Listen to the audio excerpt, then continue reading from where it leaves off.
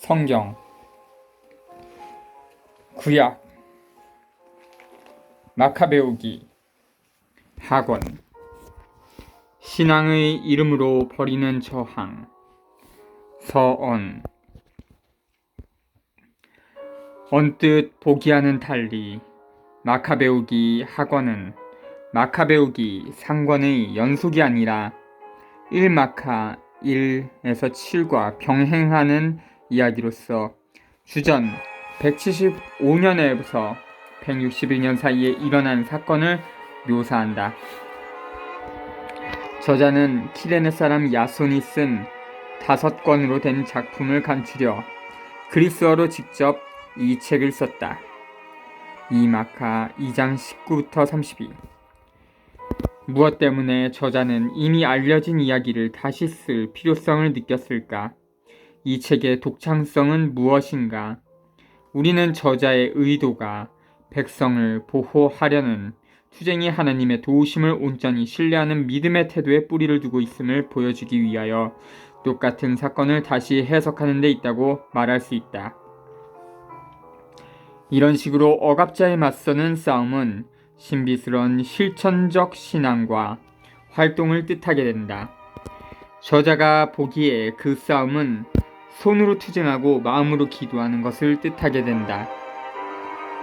이렇게 저자는 변혁운동을 안으로부터 다시 해석하여 그 효력이 백성의 활동 속에 현존하여 계시는 하나님의 힘에 의한 것임을 밝히려 한다.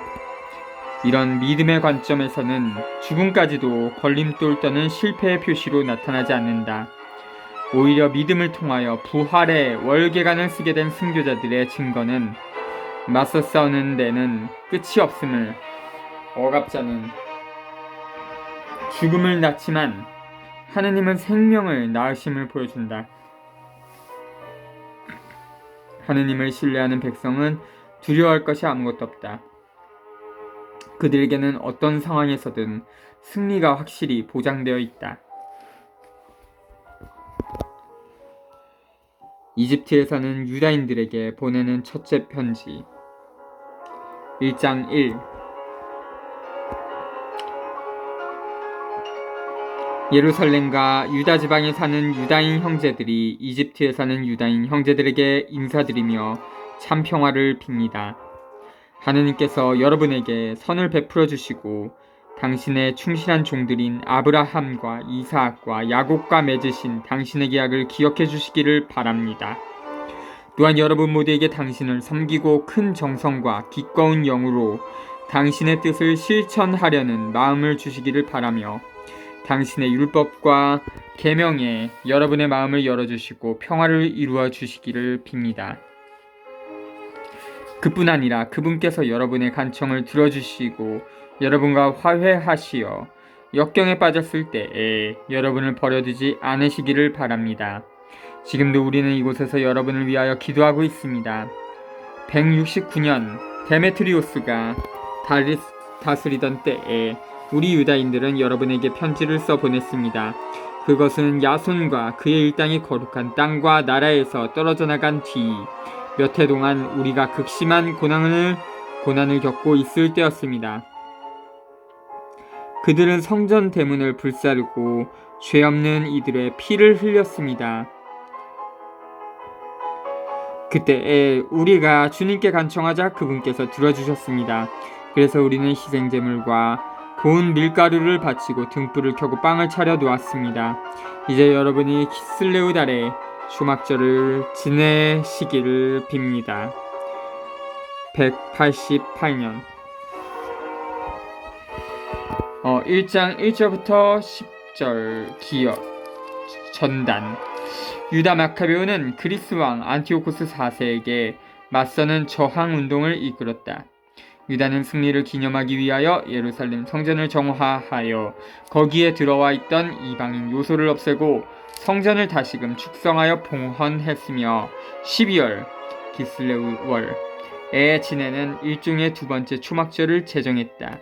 참조 1마카 4장 59. 예루살렘 유다 공동체는 이제 주전 124년 이집트에 살고 있는 공동체에 편지를 보내서 투쟁과 승리의 기쁨을 함께하는 뜻에서 자기들처럼 초막절을 지내라고 초대한다. 유다 공동체들 사이에 그 같은 교류와 신교는 뒤에 가서 그리스도인들 사이에서 계속될 것이다. 공동체들은 서로 손을 잡는 가운데에 맞서 싸울 힘을 얻는다. 이집트에 사는 유다인들에게 보낸 둘째 편지. 예루살렘과 유다에 사는 사람들과 원로단과 유다가 프톨레마이오스 임금의 스승이며 기름 부음 받은 사제 가문 출신인 아리스토블로스 님과 이집트에 사는 유다인들에게 인사드리며 건강을 빕니다. 우리를 큰 위험에서 구원하시어 임금에게 맞서게 해주신 하느님께 깊이 감사를 드립니다. 그분께서는 과연 거룩한 도성에 맞서 진을 친 자들을 몰아내셨습니다. 아무도 당해낼 수 없을 듯한 군대를 그 수령이 이끌고 페르시아에 이르렀을 때 그들은 나네아 여신의 사제들이 꾸민 속임수로 나네아 신전에서 박살이 났습니다.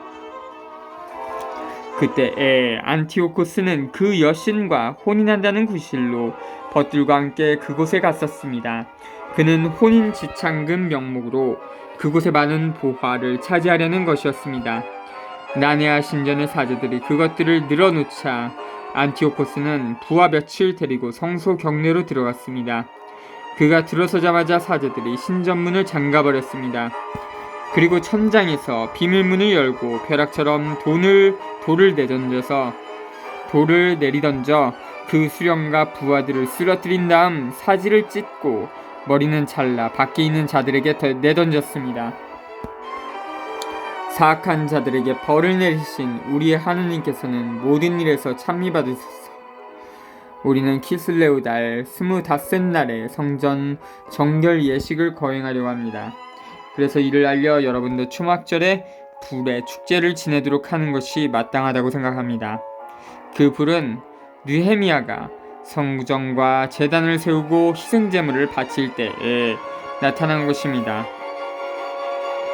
우리 조상들이 페르시아로 끌려갈 때 당시의 경건한 사제들이 몰래 제단에 불을 가져다가 물 없는 저수 동굴 깊숙한 곳에 감춰놓고 아무도 그것을 알아내지 못하게 만들었습니다. 오랜 세월이 흘러 하나님께서 보시기에 알맞은 때가 되자 페르시아 임금의 명을 받고 파견된 느헤미야가 그 불을 감추어 둔 사제들의 후손들을 보내어 그것을 가져오게 하였습니다. 그러나 그들이 불은 찾지 못하고 진한 액체만 있더라고 우리에게 보고하자 느헤미야는 그것을 떠오라고 분부하였습니다. 희생제물을 바칠 준비가 되었을 때 느헤미야는 사제들에게 나무와 그 위에 놓인 것에 그 액체를 뿌리라고 명령하였습니다.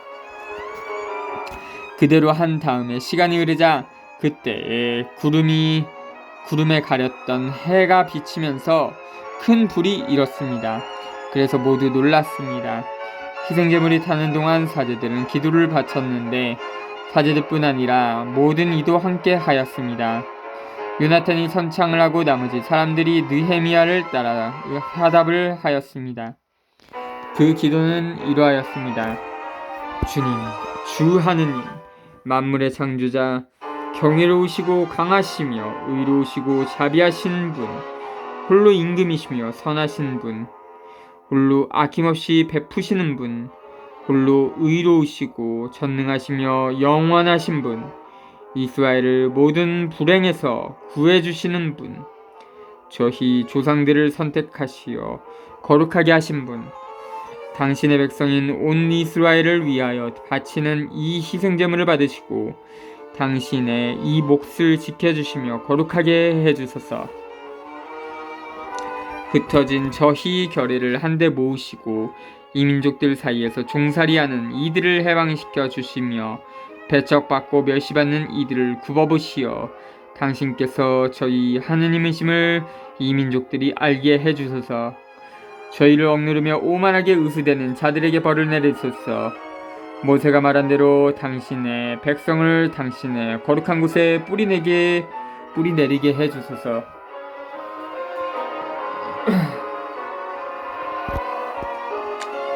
이어서 사제들이 찬미가를 불렀습니다. 희생 제물이 다 탄 뒤에 느헤미야는 나머지 액체를 커다란 돌들 위에 쏟으라고 명령하였습니다. 그대로 하니 불길이 일었습니다. 그러나 제단에서 빛이 비춰오자 그 불길은 사그라졌습니다. 이 일이 널리 알려져 유배살이로 끌려가던 사제들이 불을 숨겨놓은 곳에서 액체가 나와 느헤미야와 그 동료들이 그 액체로 희생제물을 살라 바쳤다는 사실이 페르시아인들의 임금에게도 보고되었습니다. 임금은 그 일을 확인한 다음 그곳에 담을 치고 거룩한 곳으로 만들었습니다. 그러고 나서 자기가 중요하는 이들에게 거기에서 얻은 많은 수입을 나누어 주었습니다. 느헤미야와 그 동료들은 그 액체를 넵타르라고 불렀는데 그것은 정화라는 뜻입니다. 그러나 그것을 나프타라고 하는 사람이 많습니다. 2장 1. 우리의 문헌에는 예레미야 예언자의 이야기도 나옵니다. 그는 앞에서 말한 그 불을 조금 가져가라고 유배자들에게 명령하였습니다. 그리고 예언자는 유배자들에게 율법서를 준 다음 주님의 계명을 잊지 말고 금과 은으로 만든 우상들과 그 장식물을 보면서 생각만으로라도 현혹되지 말라고 지시하였습니다. 그 밖에도 비슷한 말로 그들의 마음에서 율법이 떠나지 않게 하라고 다일렀습니다. 같은 문헌에 이러한 이야기도 있습니다. 예레미야 예언자는 신탁을 받고 나서 사람들에게 천막과 계약궤를 들고 자기를 따라오라고 명령하였습니다. 그리고 모세가 올라가 하느님의 상속재산을 본 그 산으로 갔습니다. 거기에 가서 예레미야는 동굴집을 발견하고 천막과 계약궤와 분향제단을 그곳에 안치하고 나서 입구를 막아버렸습니다.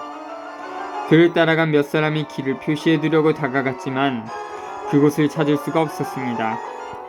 예레미야가 그것을 알고 그들을 꾸짖고 나서 이렇게 말하였습니다.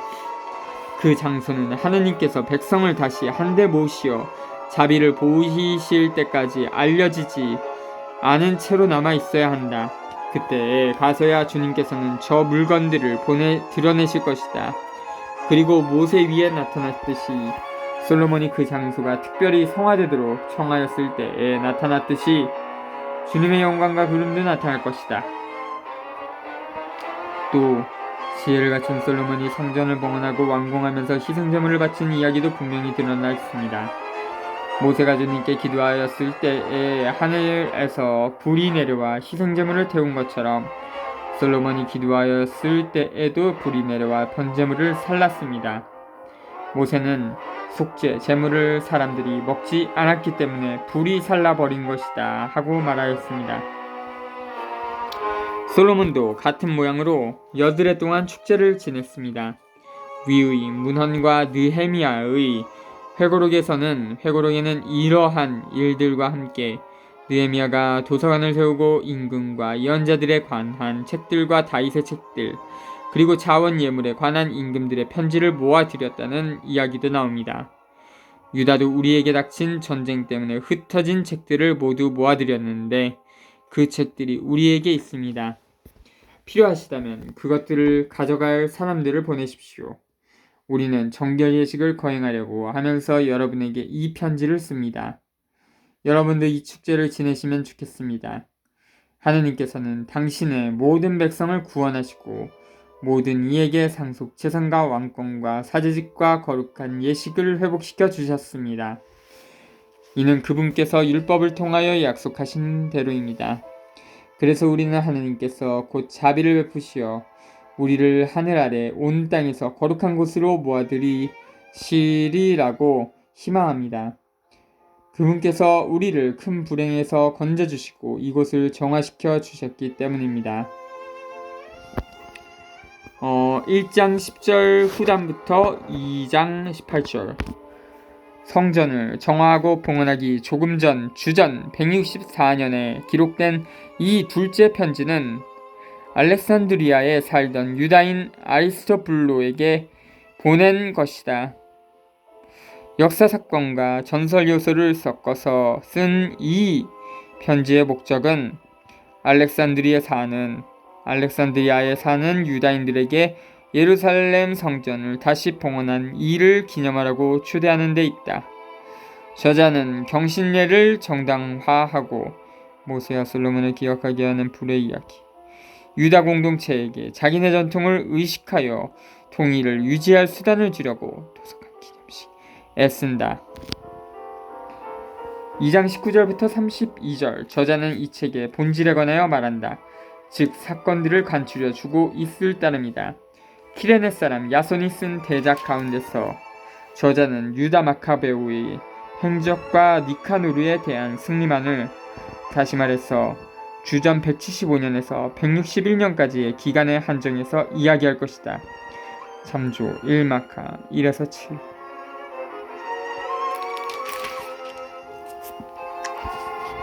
저자의 머리말. 유다 마카베오와 그 형제들의 이야기, 대성전의 정화와 제단의 봉헌, 안티오코스 에피파네스와 그의 아들 에오파토르와 치른 여러 전쟁, 유다교를 위하여 용감하게 싸운 영웅들에게 하늘에서 내린 현시들, 그리고 그 덕분에 그들이 얼마 되지 않은 수로 이 땅 전체를 차지하고 야만스러운 무리들을 몰아내어 온 세상에 이름난 성전을 되찾고 이 도성을 해방시켰으며 폐기되어 가던 법을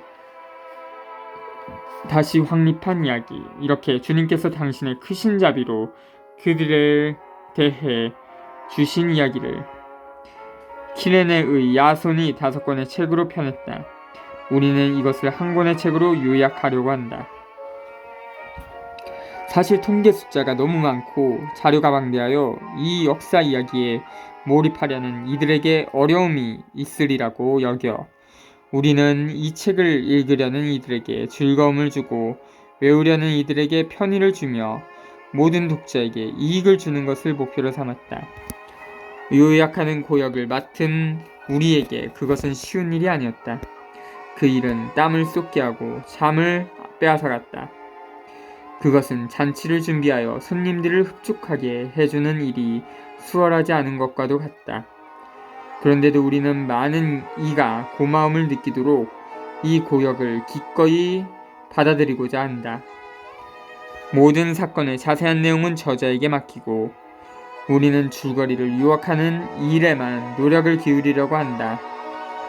새 집을 짓는 건축가는 집 전체를 살펴야 하지만 칠하는 일과 꾸미는 일을 맡은 이는 장식에 필요한 것이 무엇인지에 주의를 기울여야 한다. 우리의 경우도 마찬가지라고 생각한다. 어떤 사건으로 들어가서 그 일을 두루 살펴보고 각 부분을 자세히 다루는 것은 원 역사가가 할 일이다. 그러나 이야기를 다시 편집하는 이에게는 간결한 표현을 쓰고 사건의 세밀한 내용은 생략하는 것이 허용되어야 한다. 이상 말한 것에 덧붙일 필요 없이 이제 이야기를 시작하자. 역사를 요약한다고 하면서 그 역사의 머리말을 길게 늘어놓는 것은 어리석은 일이다. 3장 1절부터 40절. 이 이야기는 하느님께서 예루살렘 성전을 보호하고 계심을 보여주기 위한 이야기다. 시몬의 태도는 이방인 지배자가 어떻게 유다인 가운데서 자기 동조자들을 만나게 되는지를 보여주는 본보기다. 그런 사람들과 집단들은 자기네 이익과 특권을 위하여 자기 나라의 주권과 경제를 팔아먹는다.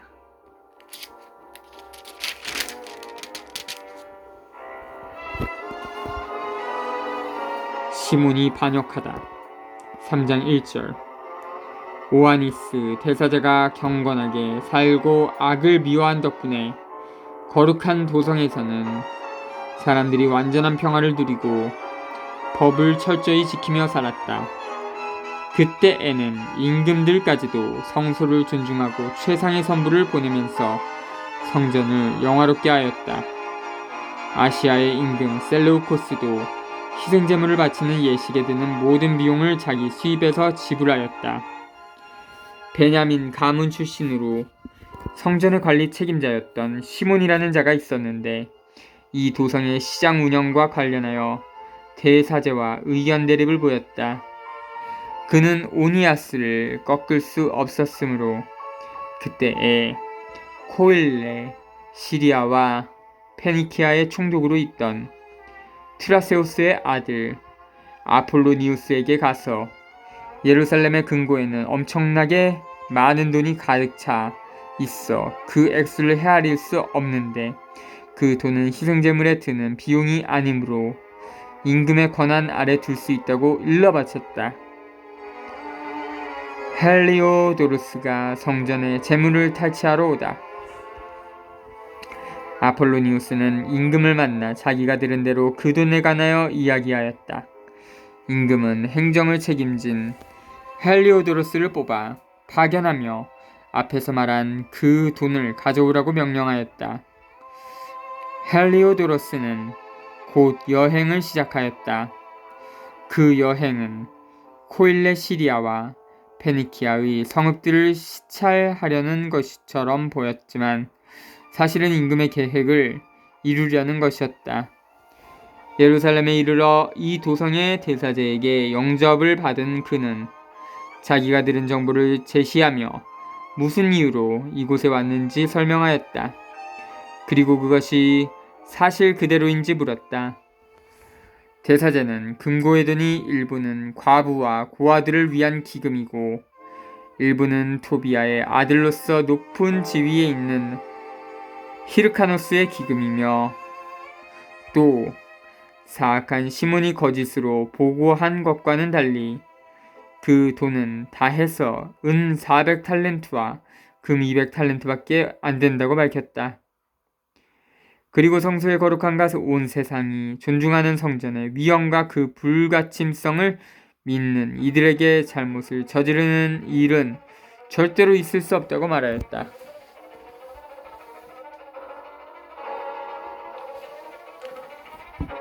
대사제와 예루살렘 주민들이 동요하다. 그러나 임금의 명령을 받은 헬리오도로스는 그 돈이 반드시 금고에 임금의 금고로 들어가야 한다고 말하였다.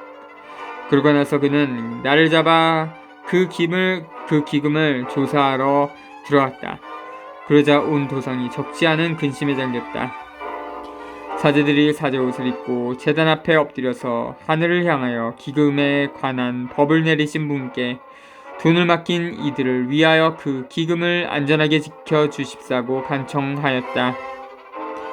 대사자의 모습을 보는 이마다 마음이 괴로웠으니 표정과 안색의 변화가 영혼의 근심을 드러냈기 때문이다. 공포에 사로잡힌 그는 몸을 부들부들 떨며 자기를 바라보는 이들에게 마음의 고통을 그대로 드러내었다. 사람들도 무리를 지어 집 밖으로 뛰어나와 함께 탄원하였다. 성소가 곧 모독을 당하려고 하였기 때문이다.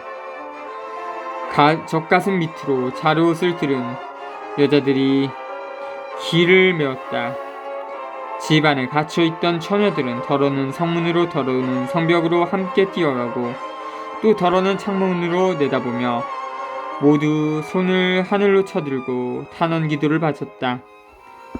군중이 온통 뒤섞여 엎드려 있는 광경과 큰 근심에 잠겨 불안에 떨고 있는 대사자의 모습은 애처로웠다. 그들은 돈을 맡긴 이들을 위하여 그것을 안전하고 온전하게 지켜주십사고 전능하신 주님께 간청하였다. 한편 헬리오도로스는 결정한 대로 실행하려고 하였다. 헬리오도로스에게 징벌이 내리다. 헬리오도로스가 호위병들과 함께 금고에 다가갔을 때 영들과 모든 권세의 지배자께서 장엄한 현현이 이루어지게 하셨다. 그래서 그와 함께 당돌하게 들어선 자들이 이 하느님의 힘에 놀라 넋을 잃고 겁에 질려버렸다.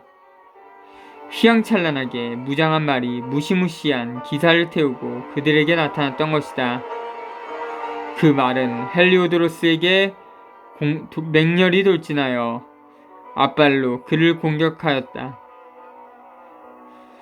그 말을 타고 나타난 기사는 황금 갑옷을 입고 있었다.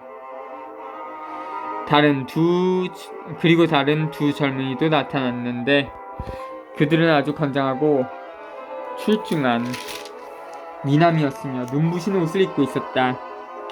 그들은 헬리오도로스 양쪽에 한 사람씩 서서 채찍으로 그를 쉴 새 없이 때려 그에게 많은 상처를 입혔다. 그러자 갑자기 그가 쓰러지고 짙은 어둠이 그를 덮쳤다. 사람들이 그를 들것에 올려놨다.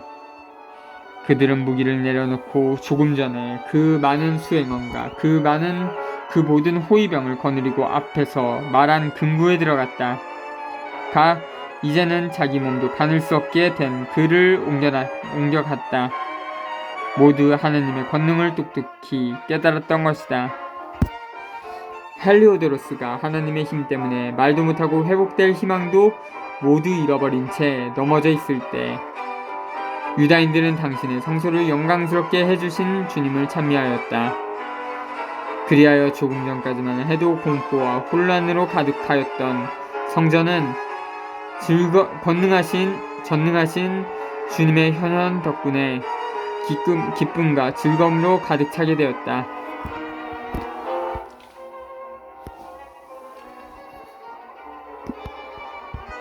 그러자 헬리오도로스의 동료 몇이 급히 오니아스에게 가서 거의 마지막 숨을 넘기며 죽어가는 그의 목숨을 살려주시도록 지극히 높으신 분께 간청하여 달라고 부탁하였다. 대사제는 유다인들이 헬리오도로스에게 무슨 악랄한 짓을 한 것으로 임금이 생각할까봐 그 사람의 회복을 위하여 희생제물을 바쳤다. 대사제가 속죄 제물을 드릴 때 그 젊은이들이 똑같은 옷을 입고 헬리오도로스에게 또 다시 나타나 그 앞에 서서 말하였다. 오니아스, 대사제에게 깊이 감사하여라. 주님께서 그를 보아 네 목숨을 살려주셨다.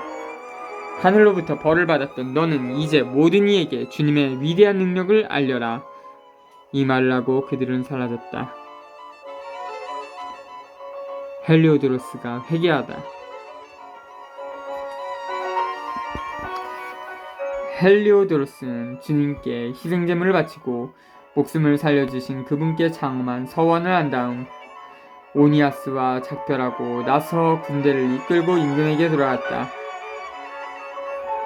그는 모든 이에게 자기가 본 대로 지극히 위대하신 하느님의 일들을 증언하였다.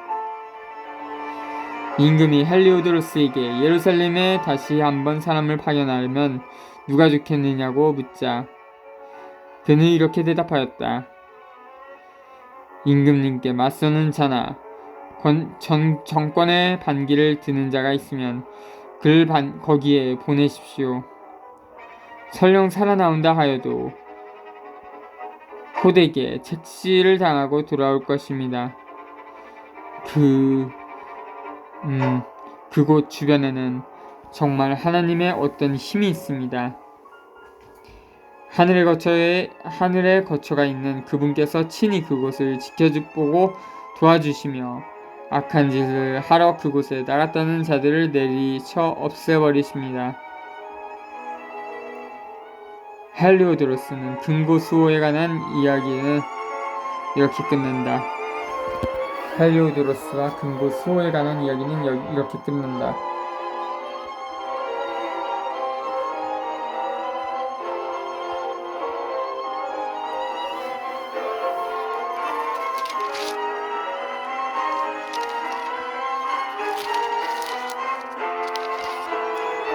사장 1절부터 50절 여러가지 이야기가 부정부패가 널리 퍼지면 결국 숱한 사건을 일으키고 만다는 것을 보여준다.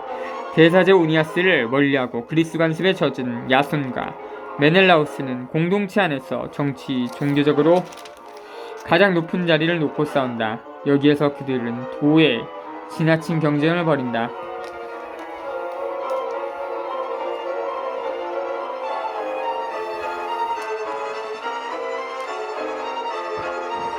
매수, 도둑질, 율법 침해, 죄 없는 사람들을 없애는 암살이 권력을 얻고 지키는 수단이 된다. 백성은 보편화한 이 재난을 직접 눈으로 보고서 반란을 일으키지만 아무것도 이루어내지 못한다.